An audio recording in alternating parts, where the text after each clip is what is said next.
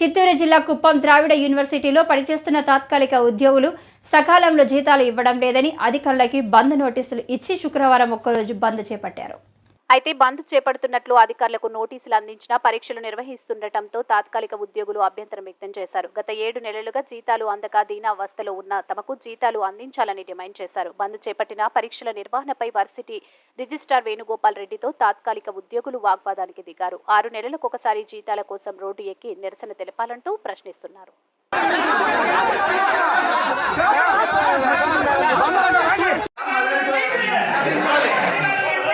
That's